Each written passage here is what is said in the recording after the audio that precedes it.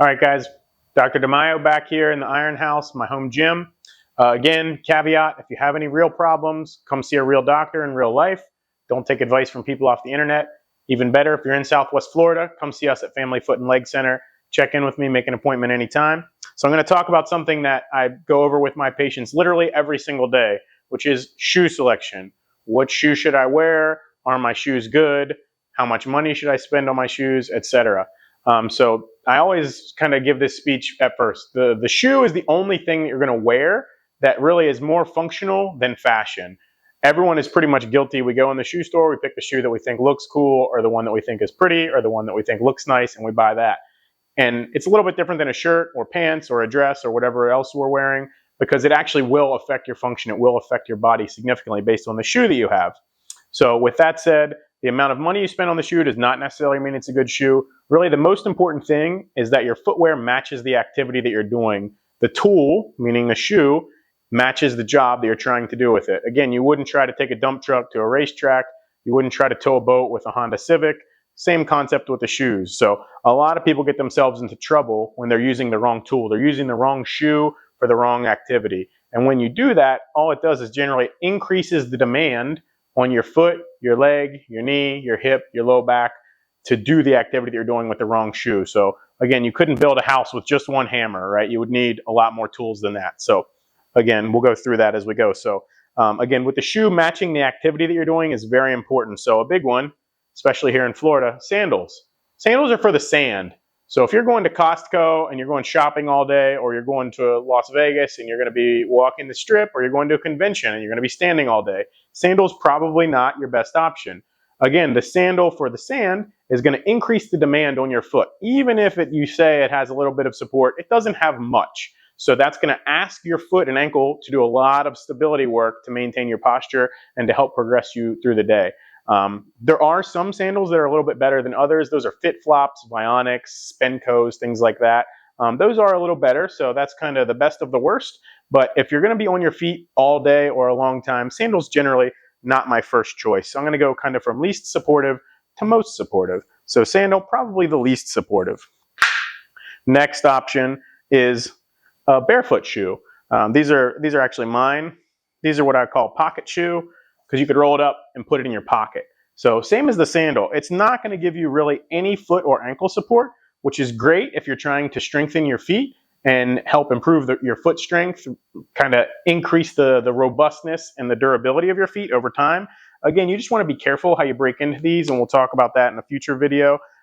It's much like lifting weights for your feet. You can't generally jump into these 5 days a week all day, or else your feet will hurt, because they're being asked to do a lot of stabilization. They're being increased the demand that you're asking of your feet. So that's a little bit tough. These are good in terms of the width.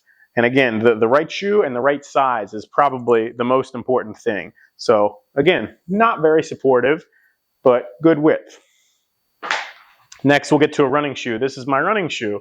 Again, a little bit more cushion on there, a little bit more stability, still a little bit of flexibility in the midsole. So if I started to get plantar fasciitis or something like that, these probably wouldn't be my first choice, because it's still going to ask my foot to do a lot of the stabilizing itself. But as we can see, if I hold this up to the bottom of my foot and I check the width, I have a pinky width of sole still on each side. That's the width that you want. And really, aside from the correct shoe for the correct job, the sizing is the most important thing after that. About 50% of people, based on research, are wearing the wrong sized shoe. So if you think about, there's 2 people in your house, one of you is wearing the wrong size shoe. And most people haven't had their shoe size checked with a Brannock device, which is the little thing you put your foot on. They measure the length and the width, probably since you were in high school. And I have people tell me all the time, they say, oh yeah, I'm a 9. I've been a 9 since I was in high school. And I say, what year was that? 1974. Well, some things have changed since then. Also, your body has changed since then. Think about the rest of us. Generally, the rest of you is not the same size as it was in high school by the time you get to be 60 or 70 years old. So if you haven't had your foot measured in a while on a Brannock device at a shoe store, try to find one and actually get your foot measured by someone that knows what they're doing.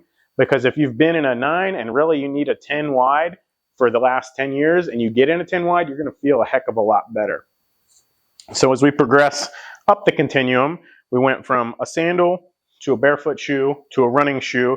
And this is my wife's training shoe. So you see, when we look at this, Not much bend in the midsole there, a little bit more ankle support, a little bit more robust there, and also she has an over-the-counter orthotic in there, which helps reduce that midfoot bending and decrease the demand of her foot and ankle to stabilize from when she was a teacher and she had to stand all day on concrete.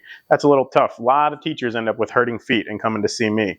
So again, nice width there. You have to check the width up against your bottom of your foot. Make sure you have a pinky on both sides when you press against your foot, because your foot will splay. It will spread out when your weight gets on it.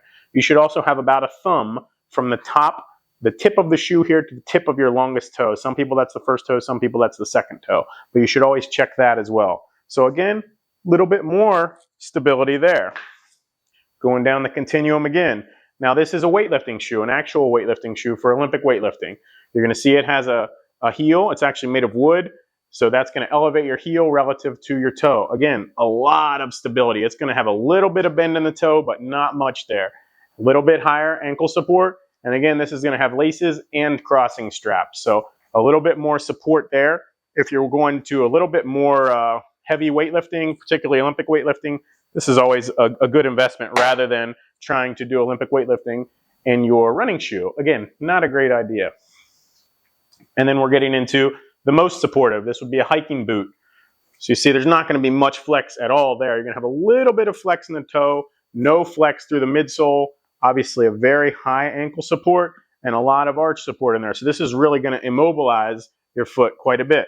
So if you imagine the stability demand on your foot with this is very low compared to a sandal or a barefoot shoe or anything like that. So the continuum from most stable to least stable, again, different activities. If I'm going hiking, I'm going with this. If I'm going to the beach, I'm going with the sandal. If I'm going running, I want to wear a running shoe. If I'm not going running, I don't really want a running shoe. I want a walking shoe or a training shoe, particularly if I have any sort of foot problem around. But the main message that I can think of and that I go through every day with people is make sure that you're wearing the appropriate footwear that matches the activity you're doing, and make sure you have the right size. If you have the right size and you're wearing the right footwear at the right time, you're way ahead of the game and you're a lot less likely to have problems. Or if you are having a problem, you're going to have a much better probability of decreasing that problem quicker and getting you back to your full activity. So keep that in mind. Thanks for watching.